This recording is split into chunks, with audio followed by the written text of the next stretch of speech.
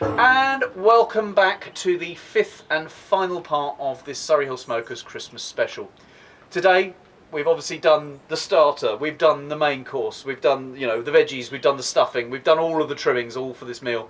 So, but we're probably not going to have a lot of room left, but there's always room for that little bit of sweet naughtiness and a little bit of a Christmas twist. So today I'm going to be showing you my recipe on twisted mince pies. Now don't tune out if you don't like mince pies. Trust me, there's a good chance you will actually like these, because I've tried this on people who don't like mince pies at my work and they all said they liked it, so either they were being polite. Anyway, grab yourselves a drink, cup of tea, glass of mulled wine, whatever you fancy, sit down and enjoy the video.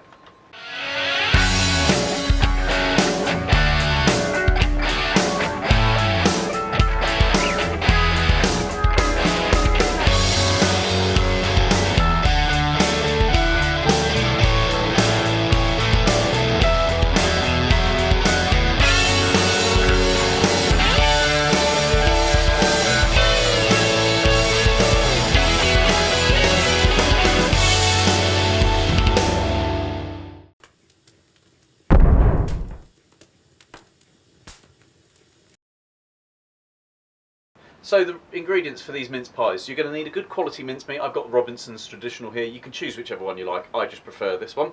You're going to need the zest of an entire clementine grated off, so just the skin. You're going to need a handful of chestnuts that are chopped roughly. They don't need to be perfectly chopped and even, they can be roughly.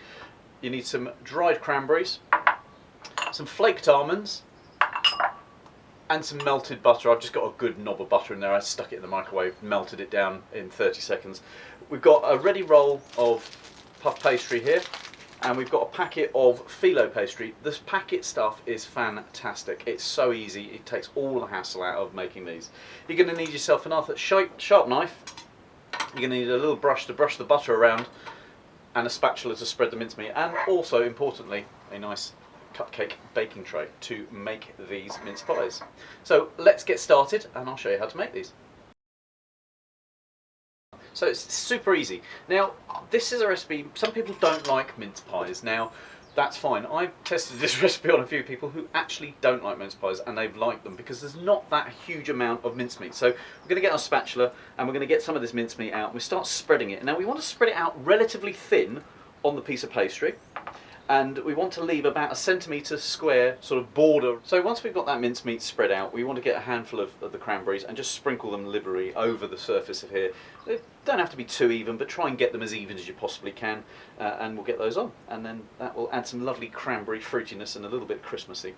We also want to get that zest of that clementine and just sprinkle it over. Now this you do want to try and get, because you don't want certain ones being more orangey than the other, but this will really give it that Christmas flavour in there and absolutely really does bring this to life. Next we want to grab some of the chestnuts, and these are just ones out of a packet. Again, sprinkle them over, get them as even as you possibly can. They'll cook beautifully inside of this once they're in the oven, and they mix in with it, and it just gives that a beautiful flavour.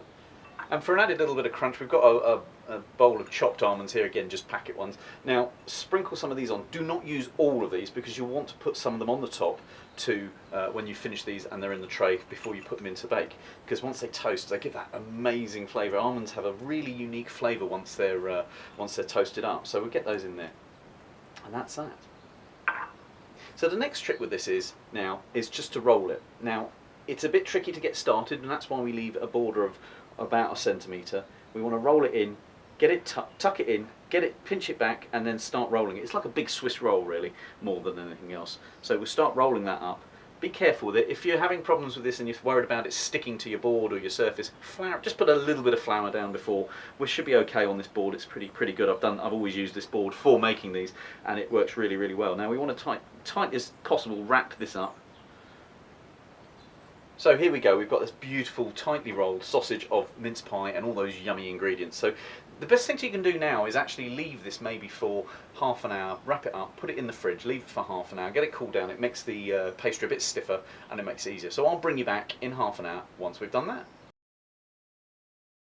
Okay, so we've got our melted butter. What we need to do is get our brush, and we need to get this melted butter, and we need to give it a little liberal spreading round inside of each of the muffin containers in this tin.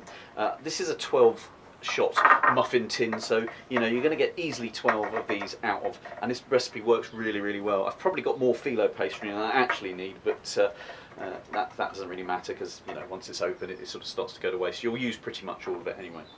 Now, this butter will also help that phyllo pastry, or make it go really lovely, crispy and lush and rich and beautiful. So once we've buttered that up, what we need to now start doing is layering. Now, I took the phyllo sheets, laid them out, folded it over, cut it in half, and then those two halves you're left with, fold them over again and cut it. So basically you're quartering the sheets. These were ones I bought from Tesco's. It wasn't a Tesco's own brand, but they were from there, and they work really well, because what you want is the actual sheets to go in and leave these edges up. And once I've done some of these, I'll show you what I mean by that. If you leave the edges up, they sort of cook and they get a bit crispy and crunchy in the typical way that phyllo pastry does. So I'll carry on doing this and I'll bring you in once I'm done. So there's the phyllo pastry tray laid out. I'll bring you in for a close-up now. But now the next step is we've had half an hour, the mincemeat sausage roll, if you want to call it that, has been in the fridge. Unfortunately I broke the end off, so that was my fault, but that will actually not be too much of a problem, because we're going to cut them now and put them into the tray. So let me bring you in and show you what we're going to do. So we'll move that to one side. So with this, we want to obviously make sure that we got 12. I've always used a rule. The ends of it, obviously, remember, are pretty much waste, so we can just cut those off and leave them to one side. You can see from the end that there's like a bit of a dead, dead part with no mincemeat. That's that centimetre border that we've done. Now, actually, this one piece that's snapped off will fit perfectly. So what we need to do is put that into the tray, and away we go. Now the next ones we want to do a finger and a half, depending on how fat your fingers are, but we want to make sure that we can get a good 12 of these rolls out and into the tray. So here we go, we've got our finished tray. I'll bring you in for a close-up so you can see these.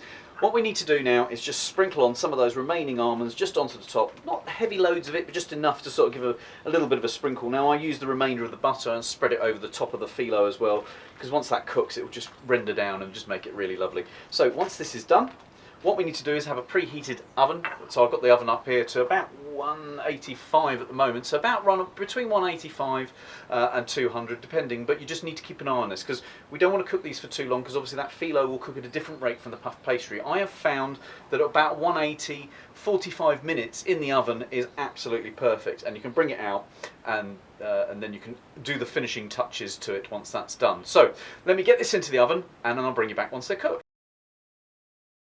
So we've just pulled these out of the oven. It's been literally 45 minutes and they are golden brown, crispy. The phyllo's crisped up. They look absolutely stunning.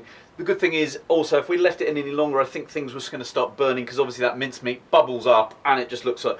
So there's a couple more steps to this now. You do have to wait for them to cool down, but this one step you don't have to. Get yourself some fine sherry, sweet sherry, whichever you fancy. We don't need to put gallons of this, but just adds a little bit more flavour. So we put our thumb over the bottle and we'll just give a little trickle of sherry in each one of these whilst they're still hot. Now you do it while it's hot, because what happens is a lot of that alcohol then evaporates off and you don't end up with a very alcoholic sort of sour mince pie. It seeps through and it will absolutely change the flavour of that. I'm just going to wipe my hands because I've got some sherry on my fingers there. So that's cool. What you can do once this is cooled down is tip it out onto a tray. You break them up. Don't worry about the big rough and reggy around the edges, because that's exactly what they're supposed to look like. Get a small fine sieve and just put some icing sugar over the top and away you're done. I wouldn't eat them warm. They will be very hot inside. You can warm them through again, but they are absolutely spectacular cold. They've got all that butter in them. They're rich, they're yummy, and they're not overly loaded with mincemeat. So if you're not a fan of traditional mincemeats, please do give these a try, because I think these might change your mind.